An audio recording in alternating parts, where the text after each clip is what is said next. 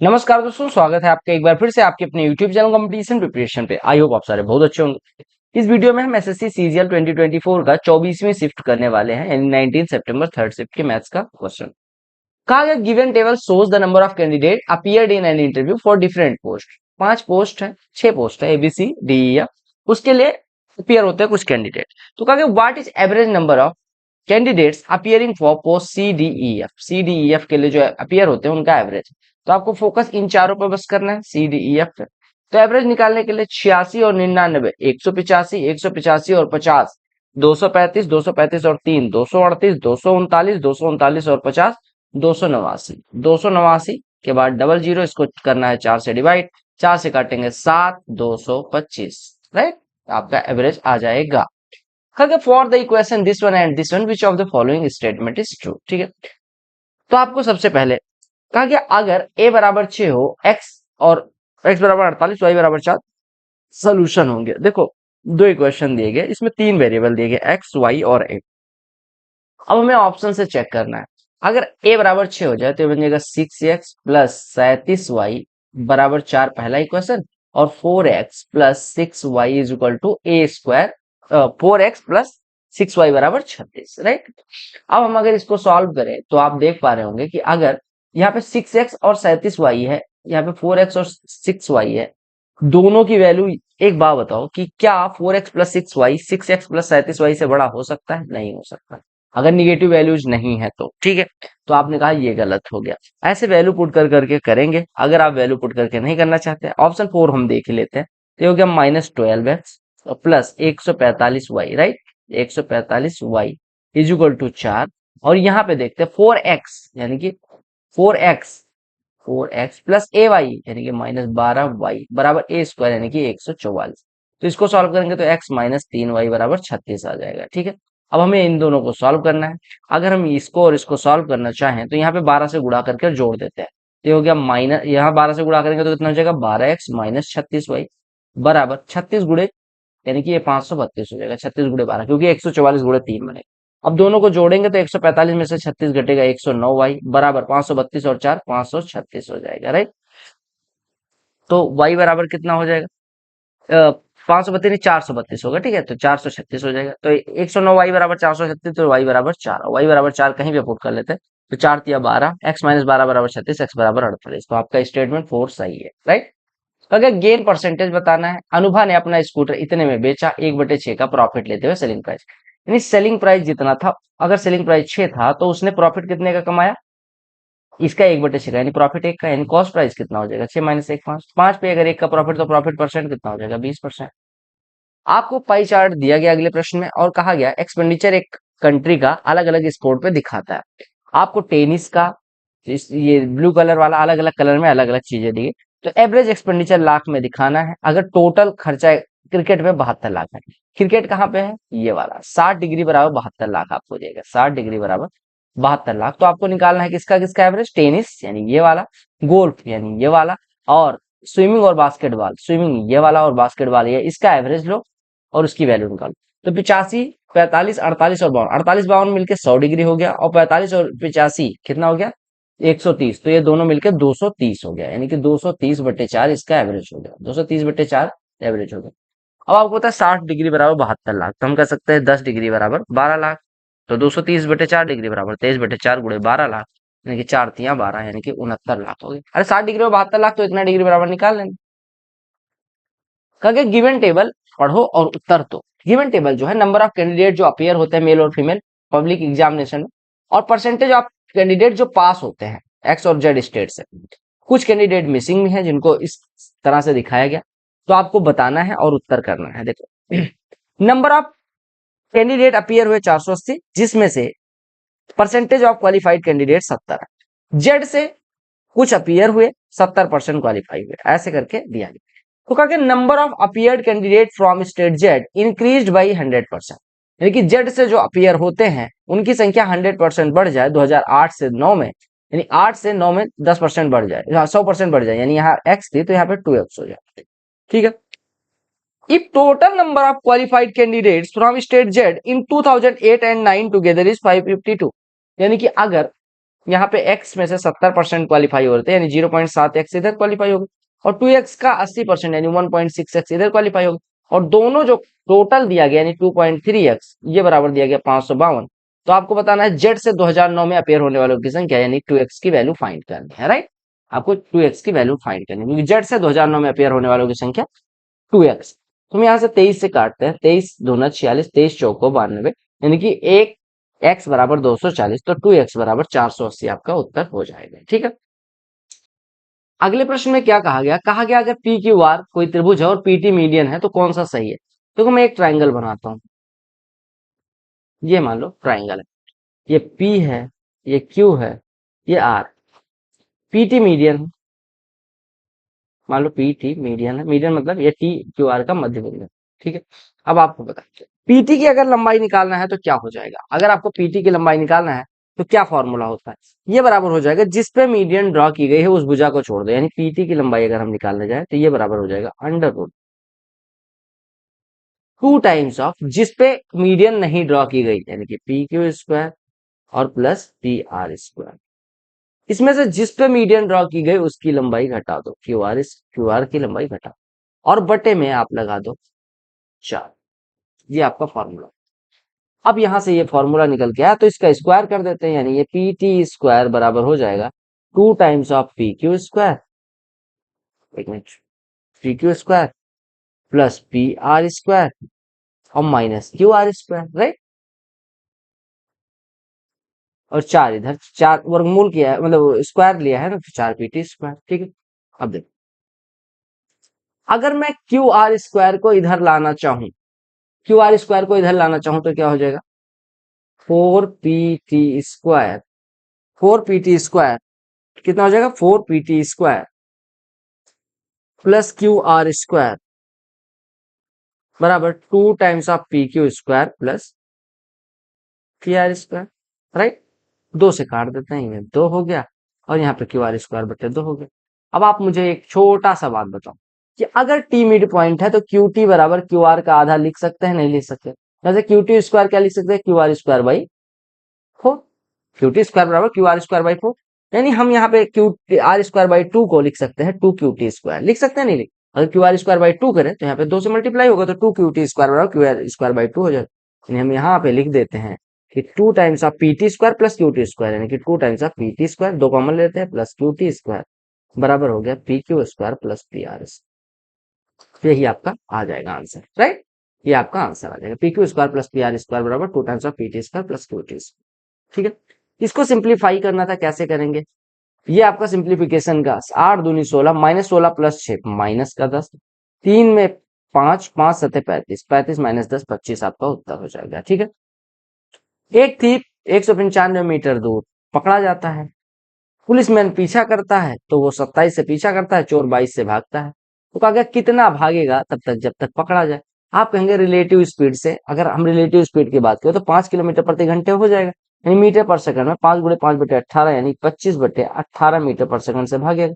25 बटे 18 मीटर पर सेकंड से 195 तय करने में कितना टाइम लगेगा, आप कहेंगे 195 बटे 25 और गुणे 18, इतना टाइम लगेगा, और इतने टाइम में चोर जो दूरी भागेगा वही आपकी दूरी हो जाएगी। तो आपने कहा चोर के द्वारा 22 की स्पीड से कितना दूरी भागेगा, आपने कहा चाल 22 गुणे 5 बटे 18 लगा लेते हैं मीटर पर सेकंड, और गुणे ये हो गया समय, तो आपने कहा समय, देखो चाल और गुणे समय बराबर दूरी होती है, 18 से 18 कट गया, 5 से 25 का 5 कट गया, 5 इसमें डिवाइड कर जाएगा 39 हो जाएगा, और 22 गुणे 39, 22 गुणे 40 होता तो कितना होता 880 होता, 880 से 22 कम यानी 858 मीटर भागेगा।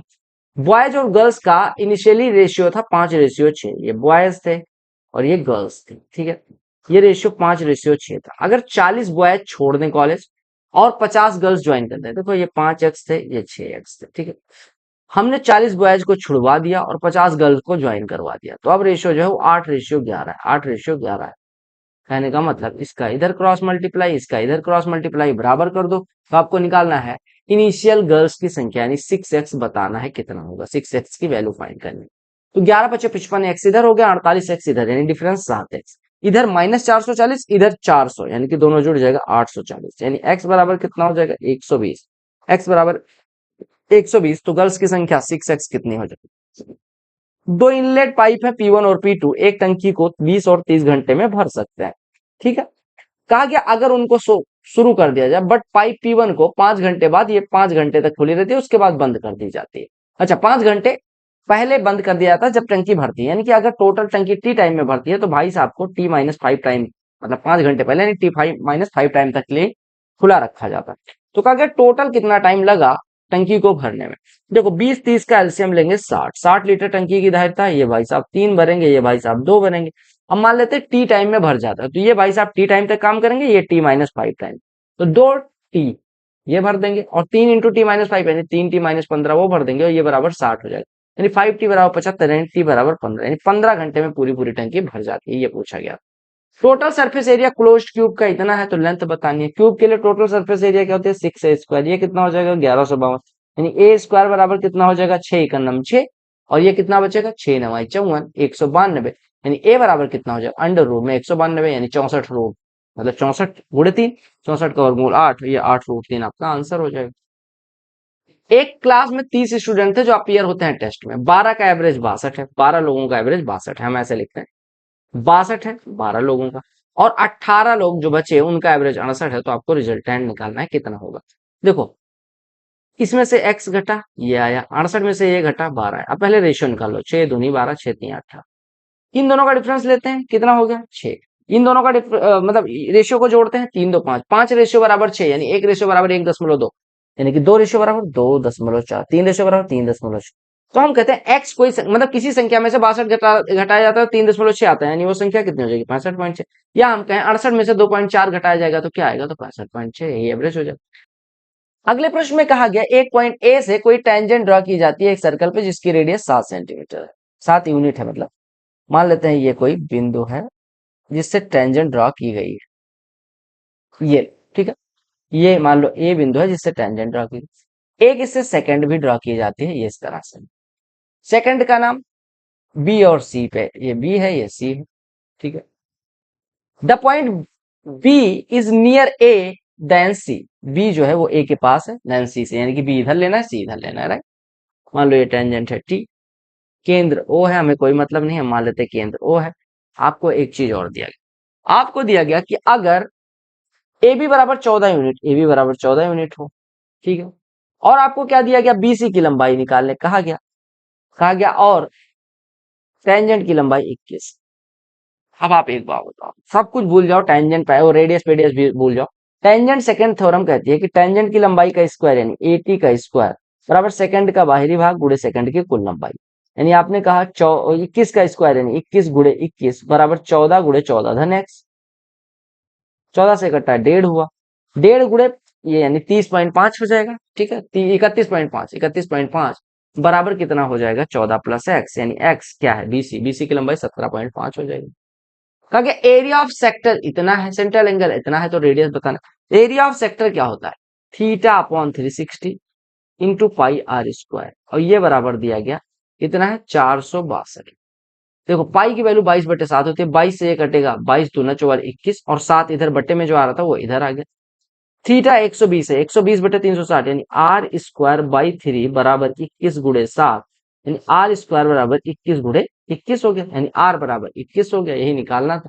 अगला प्रश्न देखिएगा, एक काइट एबीसीडी है जिसका लॉन्गर डायगोनल वीडियो है। पहले काइट जान लेते हैं क्या होता है। देखो ये जो शेप होती है वो काइट की होती है बेसिकली, ठीक है। काइट का होने का मतलब क्या होता है, एक मिनट रुक जाओ, इसको मिटा देता हूँ, काइट ही बना देता हूँ पूरा पूरा, नहीं तो अब वो काइट लगेगी नहीं है, ठीक है।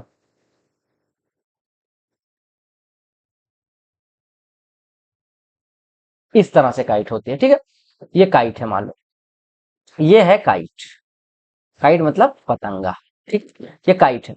अब देखो क्या कहा गया, काइट की बात की गई, कहा गया काइट का लॉन्गेस्ट डायगोनल बीडी मतलब लार्जर डायगोनल बीडी, यानी बीडी लार्जर वाला, ये ए हो जाएगा ये सी हो जाएगा, इसको ड्रॉ किया गया, बीडी को हमने मिला दिया, बीडी को हमने मिला दिया, ठीक है। अब आपसे क्या कहा गया, ए बीडी जो कोण है वो 54 डिग्री का है, ये 54 डिग्री का है, एडीबी जो है वो 50 डिग्री का है, तो आपको कोण बीसीडी की वैल्यू। तो काइट क्या होती है, इसकी ये दोनों भुजाएं बराबर, ये दोनों भुजाएं बराबर, जो डायगोनल्स होंगे वो एक दूसरे को 90 डिग्री पे काटेंगे, 90 डिग्री पे काट रहे हैं, दूसरी सबसे इंपॉर्टेंट चीज है, जो लार्जर डायगोनल होगा वो उसको सिमेट्रिकल ट्रायंगल में डिवाइड करेगा। सिमेट्रिकल ट्रायंगल मतलब ये वाला एंगल इस वाले एंगल के बराबर, ये वाला एंगल इस वाले एंगल के बराबर, ये वाला एंगल इस वाले एंगल। क्योंकि ये 54 है, ये 50 है, ट्रायंगल एबीडी को देखो तो दोनों मिलके 104, यानी ये वाला 76 डिग्री। अगर ये 76 हो गया तो सिमेट्रिकल ट्रायंगल है, तो ये भी 76 डिग्री हो जाएगा। तो डीसीबी की वैल्यू 76 डिग्री हो जाएगी। अगर कौन सी संख्या 8 से डिविजिबल नहीं है, 8 से डिविजिबल होने के लिए लास्ट 3 डिजिट से बनने वाली संख्या 8 से कटनी चाहिए, बाकी तीनों में कट रही है, ऑड नंबर तो कटेगी नहीं। अगला प्रश्न देखिए, कहा कि एक दुकानदार है, कुकर को 12,500 में मार्क करता है, उस पर 6%, 6%, 4% का डिस्काउंट देता है, तो आपको बताना है रिजल्टेंट प्राइस क्या होगी। देखो 12,500 लिखा हुआ था, 6% डिस्काउंट मतलब 94/100 यानी 47/50 का बिकेगा। फिर से 6% डिस्काउंट मतलब फिर से 47/50, और फिर 4% डिस्काउंट यानी कि 96/100 यानी कि 24/25 का बिकेगा। अब आपका इतने का बिकना चाहिए। हमने कहा 50, 50, 2500, 2500 से कटेगा 5, 5 से कटेगा 5 हो जाएगा। 47 गुणे 47 2209, और गुणे 24/5 यानी कि 4.8। 5 से गुणा करके 2209 में 5 से गुणा करोगे 110/45 हो जाएगा, माइनस 2209 गुणे 0.2 कर लो, एक हो गया 441.8। बस आपका आंसर आ जाएगा 10,603.20।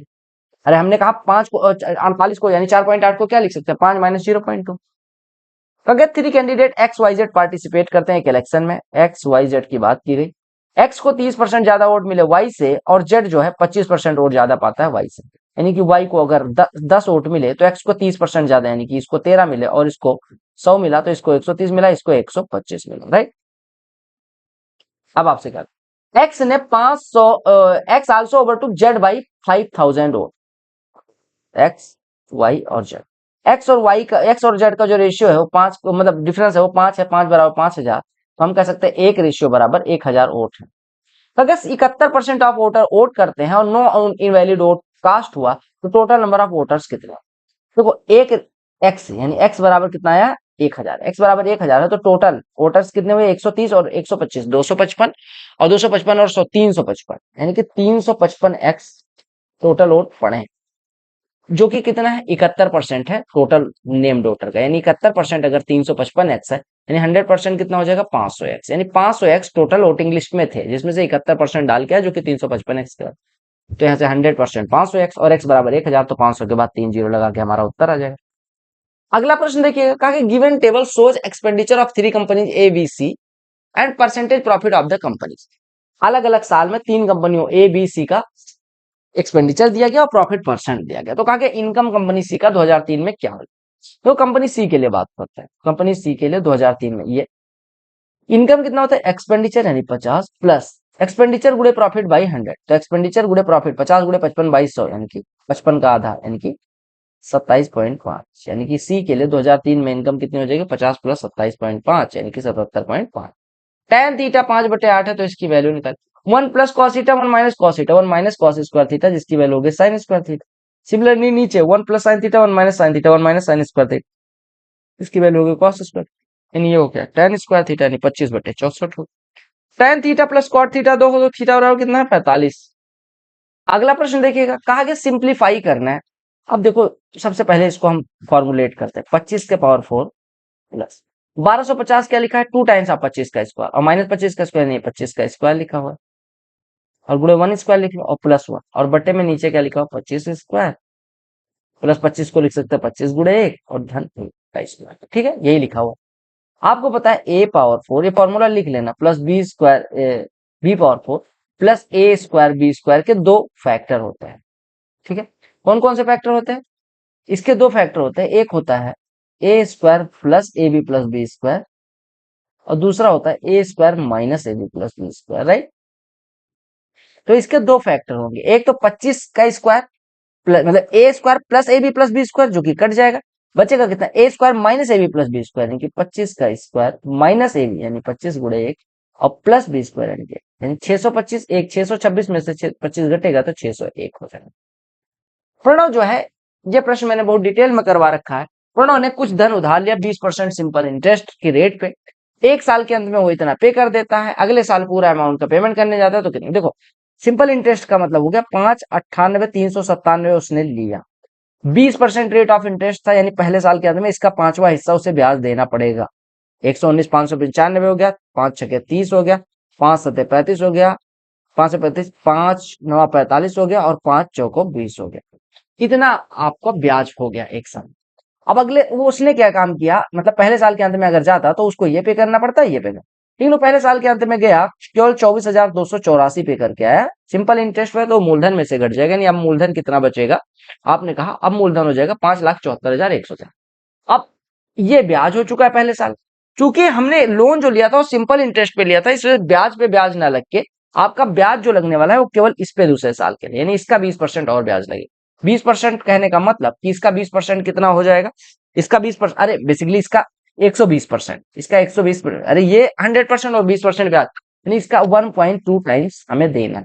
इसका 1.2 टाइम्स कितना हो जाएगा, 12 तिया 36, 12 का नंबर 12 3 15, 12 का नंबर 12 1 13, 12 चौक 48 49, 12 सत्ते 84 और 4 88, 12 पंचे 60 और 8 68, इतना रुपया पे करना पड़ेगा उसे। और यानी कि ये इस पे 20% और ये पहले साल का ब्याज, यानी वो टोटल कितना पे करके आएगा, 4 5 9 1, सॉरी 9 5 14 1, देखो 4 6 10, एक मिनट देखो, 4 6 10, 9 5 14 1 15, 7 3 10 1 11, 6 9 15 1 16, 9 8 17 1 18, 8 1 9 1 10, 6 1 7 1 8, यानी 8,086,1 5 रुपए पे करके आएगा। एक रेक्टेंगुलर फील्ड है जिसमें लेंथ और विड्थ की लंबाई का योग 9 है। हमने कहा लेंथ और विड्थ की लंबाई का योग 9 है और एरिया यानी एल बी बराबर 18 है। तो आपको निकालना क्या है, आपको निकालना a square minus a b plus b square. A square minus a b plus b square को लिख सकते हैं ए प्लस बी का होल स्क्वायर और माइनस 3ab लिख सकते हैं। तो ए प्लस बी यानी कि लंबाई प्लस चौड़ाई, 9 का स्क्वायर 81 माइनस 3ab यानी 3 गुणे 18 54, तो 81 में से 54 जाएगा 27 बचेगा। कहा गया अगर ए एक्यूट एंगल है तो इसकी वैल्यू निकालो, 1 माइनस कॉस ए से ऊपर नीचे गुणा इधर कर दो तो 1 माइनस कॉस ए का होल स्क्वायर बन जाएगा और नीचे क्या बनेगा, 1 plus cos A into 1 minus cos यानी 1 माइनस कॉस स्क्वायर यानी साइन स्क्वायर है। ऐसे यहाँ पे क्या बन जाएगा, 1 प्लस कॉस ए से ऊपर नीचे गुणा करोगे तो 1 प्लस कॉस ए का स्क्वायर ऊपर बन जाएगा, नीचे साइन स्क्वायर बन जाएगा। और हर बराबर है एक में कर लो, यानी 1 माइनस कॉस ए इधर, 1 प्लस कॉस ए इधर और बटे में साइन, ये कट गया, 2 अपॉन साइन है 2 कॉस ए के हो जाएगा। तो मिलते हैं अगली वीडियो में, तब तक के लिए bye, take care, love you all the very best, all की जॉब, वंदे मातरम, जय हिंद।